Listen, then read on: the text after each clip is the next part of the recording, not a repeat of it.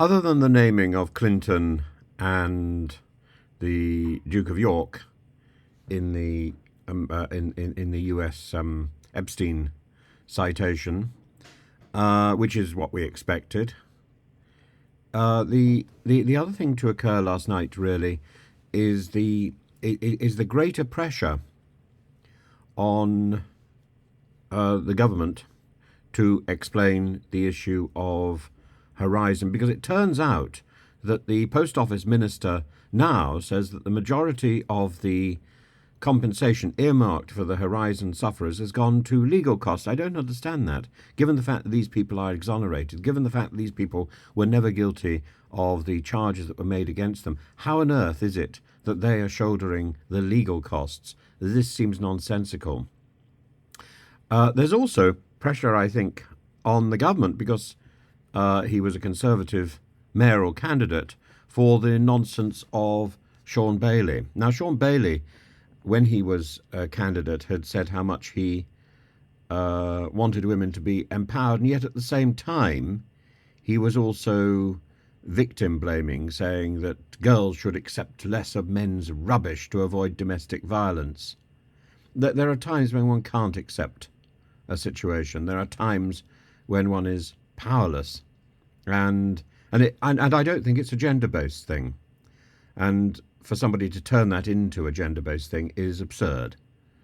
I think the majority of domestic violence is done to women, but it doesn't make it an exclusive thing.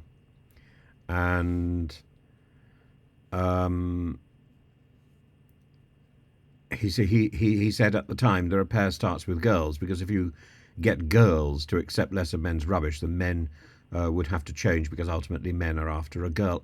Just sexist, misogynist, homophobic shit, really. Men's behaviour is affected by what he feels it is to be a man and what it feels it will impress a girl. Again, this is part of this sort of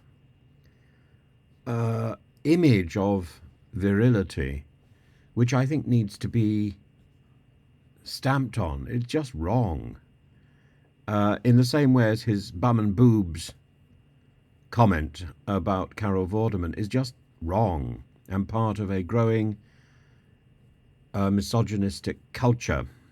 And incidentally, there's a report into misogyny and abuse in the South Wales Fire Service out today, which found a sexist and misogynistic culture with inappropriate comments made to and about women and or about the way they look or dress. So Shaun Bailey is part of that culture.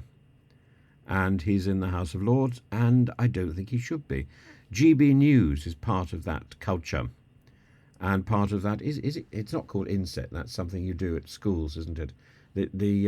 Anyway, that culture famed by Andrew Tate. And it's part of that idea of what men should be. Surely men should be themselves. Men should be the best of themselves. When you're growing up, you are encouraged to be the best that you can be, to realize your true individuality, to realize your true potential, and to live that potential. Often to live that potential as if it is real already, sort of proleptic understanding of that potential. But it is nevertheless about a vision of what you could be at your best. And I don't think that's sneering about how people appear, and certainly not sneering about how people appear because of their gender. I think it is about holding others to account because they have the same mission, to be the best version of yourself, to try to be kind and thoughtful to others, to try to be helpful to others. Which is why I think we should call out politicians, because they have the power, they have the position to be helpful, to be kind, to be listening, to be thoughtful, to be informed. Nobody is the source of all information. Everybody can do with hearing new ideas and having those moments of epiphany. I suppose we should talk about epiphany at this time of year. Moments of epiphany, moments of revelation.